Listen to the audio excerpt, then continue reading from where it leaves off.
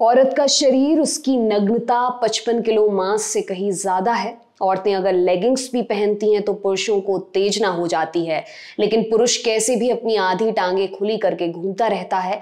उनके शरीर को लेकर कोई उन्हें जज नहीं करता। सेक्सुअलिटी से जुड़ी जानकारी लोगों को गलत तरीके से दी जा रही है। जैसे सुंदरता देखने वालों की आंखों में होती है, वैसे ही पॉर्न भी देखने वालों की आंखों में ही होता है। कोई भी बच्चा जो अपनी माँ को नग्न देखता है कभी भी किसी औरत के शरीर को प्रताड़ित नहीं करेगा। इसलिए औरतों के शरीर और सेक्सुअलिटी को लेकर जो गलत धारणा बन गई है, उसे खत्म करने की वैक्सीन घर से ही शुरू की जानी चाहिए।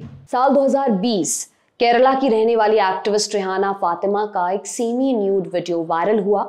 अभी अभी जो कुछ आपने सुना वह इसी वायरल वीडियो का फेसबुक कैप्शन था। इस वीडियो पर काफी बवाल हुआ। वीडियो को अश्लील बताया गया, असभ्य कहा गया। इसके बाद केरला पुलिस ने रेहाना के खिलाफ केस दर्ज कर दिया। मामले की जांच हुई। एर्नाकुलम के एडिशनल सेशन कोर्ट में रिपोर्ट फाइल की गई। रेहाना कोर्ट के सामने पेश हुई और उन्हें बेल दी गई। इसके बाद रेहाना की ओर से इस मामले को खारिज करने की अर्जी दी गई, लेकिन उनकी अपील खारिज कर दी गई। एडिशनल सेशन कोर्ट के उसी आदेश को केरला हाई कोर्ट में चुनौती दी गई थी। रेहाना के खिलाफ यौन अपराधों से बच्चों के संरक्षण अधिनियम 2012, पॉक्सो सूचना प्रौद्योगिकी अधिनियम IT एक्ट 2000 और किशोर न्याय, बच्चों की देखभाल और संरक्षण अधिनियम 2015 की धाराओं के तहत चार्जशीट दाखिल की गई थी। तो ऐसा क्या था इस वीडियो में जिस पर इतना हंगामा बरपा, बताते हैं। इस वीडियो में रेहाना टॉपलेस थी। उनके 2 छोटे बच्चे, एक बेटा और एक बेटी ने उनके शरीर के ऊपरी हिस्से पर पेंटिंग की थी। रेहाना के मुताबिक उन्होंने ये वीडियो ये बताने के लिए बनाया था कि औरत को समाज के सामने अपने शरीर और सेक्स को लेकर ओपन होने की जरूरत है, उस समाज के सामने जहां सेक्स और न्यूडिटी को टैबू माना जाता है। इस वीडियो के साथ उन्होंने #बॉडी आर्ट एंड पॉलिटिक्स भी लगाया। लेकिन आज यानी कि 3 साल बाद हम आपको इस वीडियो, इस केस के बारे में बता क्यों रहे हैं। दरअसल केरला हाई कोर्ट ने रेहाना के खिलाफ दर्ज हुए मामले को खारिज कर दिया है। कोर्ट ने कहा कि न्यूडिटी का मतलब हमेशा अश्लीलता नहीं होता। 5 जून को आए केरला हाई कोर्ट के फैसले में कहा गया, यहाँ एक ऐसा मामला सामने आया है जिसमें एक मां ने पितृसत्तात्मक रूढ़िवादिता को चुनौती देने की कोशिश की। उसके खिलाफ आपराधिक मुकदमा चलाया गया। आरोप लगाया गया कि महिला ने यौन संतुष्टि के लिए अपने ही बच्चों का शोषण किया। अपने बच्चों के साथ एक मां का बॉडी आर्ट प्रोजेक्ट आपराधिक मामला बन गया। कोर्ट के अनुसार वीडियो को अश्लील नहीं माना जा सकता है। जस्टिस कौसर एडप्पागत ने पुरुष और महिला के शरीर को लेकर समाज के दोहरे मानकों का भी जिक्र किया।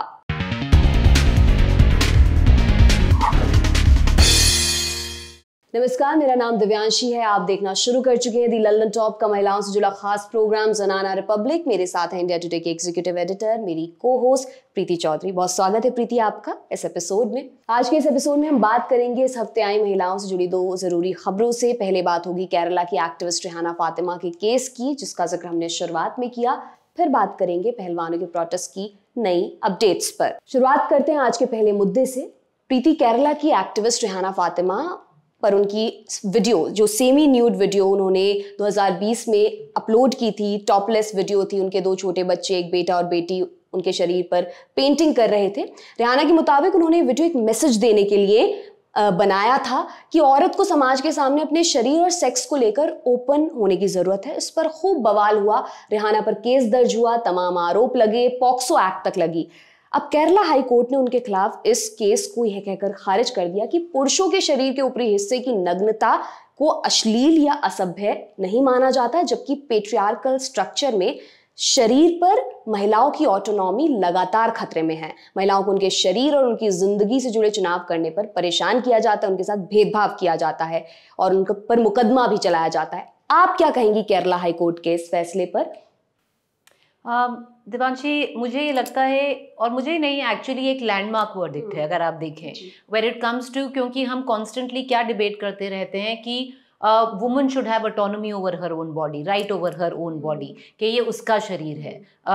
और ये बहुत बहुत पुरानी एक डिबेट चली आती है, because in the traditional context भी आप लगा लीजिए, there is always a conflict in that. There will be the patriarchy, misogyny ऐसी होती है कि महिला का दिमाग, महिला का शरीर, जो भी महिला है वो किसी की प्रॉपर्टी होती है। exactly. और उस पर टिप्पणी बहुत जल्दी दी जा सकती है। I feel it's a landmark verdict. It breaks the barrier where मतलब जहाँ पर जो सोच होती है हम सब की, जैसे हम सोचते हैं उसके बारे में, और ये सब अगर कोर्ट से आता है ना, इजीली एक्सेप्टेबल हो जाता है अगर ये कोर्ट आपको कहता है। क्योंकि मैं और आप चाहे कितना बोलते रहें कि उसके साथ गलत हुआ, पर जब तक कोर्ट ये नहीं बोलती कि इसके साथ गलत हुआ है, आप थोड़ा ज्यादा सुनते हैं क्योंकि कोर्ट ने कहा है ये। तो मुझे लगता है कि ये एक एग्जाम्पल बनेगा in our country where women's own right on their own body is concern. बहुत सारे लोग हैं, देखिए आप मतलब कहते हैं ना, जो मॉरल रेफरेंस पॉइंट्स होते हैं वो, चलिए आप एक तो आप होते कौन है, हम कौन होते हैं किसी और के मॉरल रेफरेंस पॉइंट्स डिफाइन करने के लिए। मुझे लगता है कि मुझे असहज लगता होगा चाहे अगर देवांशी अपने आप को इस तरीके से कैरी करे, पर वो मेरी अपनी सोच है और मैं इन पे अपनी सोच क्यों ठोकूं, क्योंकि वो मेरी सोच है। अगर आपको असहज लगता है, आपको अनकंफर्टेबल लगता है उनके बच्चों को उनकी बॉडी पे पेंट करते हुए, तो चलिए ये आपकी सोच है, आप इस पे मोरालिटी अटैच कर सकते हैं, पर अपनी मोरालिटी उन पे थोप नहीं सकते। और इस पे अगर पॉक्सो एक्ट भी लग जाता है तो मोरालिटी के बहुत बात उसके बहुत आगे चली जाती है। पॉक्सो एक्ट होता क्या है? Protection of children from sexual offences act. तो अगर वही बच्चे एक मदर के ऊपर वाले जो बॉडी पार्ट है उस पे पेंट कर रहे हैं, वो सेक्सुअल ऑफेंस हो गया। अगर वही बच्चे उनके फादर पे पेंट कर रहे होते, वो सेक्सुअल ऑफेंस एक्ट नहीं होता। वो एक बहुत नॉर्मल पिक्चर होती तो पता नहीं कितने लोग शेयर भी कर रहे होते उसको, आगे बढ़ा रहे होते सोशल मीडिया पे, इतनी जजमेंट उस पे नहीं होती। तो मुझे लगता है as order coming from the court, as a judgement coming from the court, बहुत वेलकम है, हम सबको वेलकम करना चाहिए। और जो वेलकम भी नहीं कर रहे हैं उनको जरूर जजमेंट पढ़नी चाहिए जी। क्योंकि आप चाहे आपको लगे हो ये क्या हो गया, हमारा समाज कहाँ जा रहा है, अब तो मतलब लड़कियां बिना कपड़ों के घूमेंगी, ऐसे कितने सारे सोशल मीडिया पे कमेंट्स आते हैं, आपको पढ़ना चाहिए। जजमेंट काफी बढ़िया जजमेंट है जी। तो अल्टीमेटली मतलब मुझे थोड़ा जैसे ऐसे ही चलती है ना, जो कहते हैं वुमेन राइट्स की जो गाड़ी होती है धीरे धीरे ऐसे ही चलती है, क्योंकि हम और आप कुछ भी कर लें, जब तक कोई कोर्ट ऊपर से कुछ नहीं आता है ना, वो चीजें बहुत जल्दी एक्सेप्ट होती हैं और चेंज होती हैं। ये एनलाइटन जुडिशरी का एक एग्जाम्पल है। रिहाना ने जब 3 साल पहले वीडियो अपलोड की थी, उसके कैप्शन में लिखा था कि कोई भी बच्चा जो अपनी माँ को नग्न देखता है कभी भी किसी औरत के शरीर को प्रताड़ित नहीं करेगा, इसलिए औरतों के शरीर और सेक्सुअलिटी को लेकर जो गलत धारणा बन गई उसे खत्म करने की वैक्सीन घर से ही शुरू की जानी चाहिए। प्रीति, मुझे लगता है बहुत ही एक जरूरी टिप्पणी जो उन्होंने अपने फेसबुक कैप्शन में की थी कि जब हम नॉर्मलाइज कर देते हैं उसको नॉन सेक्सुअल वे में, शरीर को, महिला की ऊपरी बॉडी को या महिला के शरीर को मैं अगर कहूं तो एक असर पड़ता है। अगर बचपन से ही उस तरह से बताया जा रहा है, देखा जा रहा है बच्चे द्वारा, तो उस पर एक नॉर्मल, वो न्यूट्रल तरीके से उन चीजों को देखेगा। मैं आपसे भी थोड़ा सा जानना चाहती हूँ कि आप क्या सोचती हैं इस बारे में। सेंसिटाइजेशन होता है क्योंकि फिर आप इसको एक सेक्सुअल कॉनोटेशन में नहीं लेते। फिर मैं एक पैरेलल एग्जांपल दूंगी, breast feeding, public breast feeding. हम इंडिया में बहुत शेमफुल एक्ट कहा जाता है कि आप मतलब कि अगर आप एक रेस्टोरेंट में हैं, आपका बच्चा है, आपको हर घंटा 2 घंटा उसको फीड करना है, तो आपको बाथरूम जाना चाहिए। आप सबके सामने बच्चे को कैसे फीड कर सकती हैं, इतने लोगों को इतना बुरा लगता है।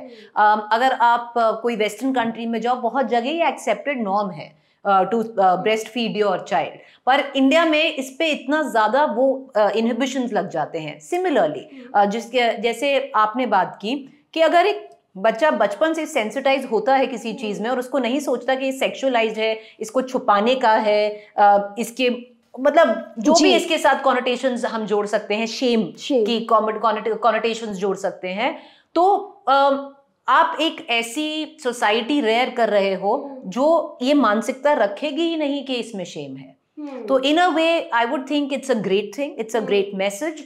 अब मैं फिर से यही बोलूंगी, बहुत सारे लोग हैं कि चलो आपको करना है आप अपने घर में करिए, आपको फेसबुक पे क्यों डालने की जरूरत है, आपको सोशल मीडिया पे क्यों डालने की जरूरत है। ठीक है, I think as a society we need to be accepting, चाहे उन्होंने ये पब्लिसिटी स्टंट भी किया हो, even if it is a publicity stunt, lot of people say it's for publicity, even if it is to grab eyeballs, ultimately the messaging is good in this. I feel जो message जा रहा है वो तो ठीक ही जा रहा है ना भाई, कर लो, आपको पब्लिसिटी करनी है तो। बहुत बहुत शुक्रिया प्रीति, इस विषय पर खुलकर आपने अपने विचार रखे। अब आ जाते हैं आज के दूसरे मुद्दे की तरफ। पहलवानों से जुड़े कई अपडेट्स इस हफ्ते भी सामने आए। प्रोटेस्ट का भविष्य क्या होगा, सरकार से बातचीत के बाद क्या हुआ, माइनर पहलवान ने अपनी एफआईआर वापस क्यों ली, पूरा सच क्या है, एक एक कर सब जानते हैं।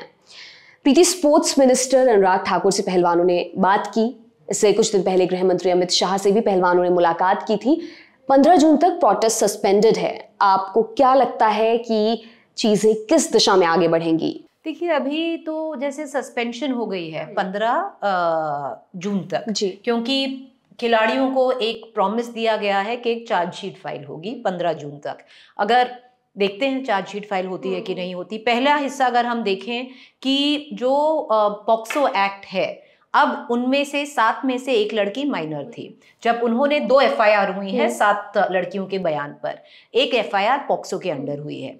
और अगर ये लड़की ने बयान बदला है, जो बदल दिया है, फादर ने कंफर्म भी कर दिया है कि बयान उसने गुस्से में दिया था, सेक्सुअल ऑफेंस नहीं है।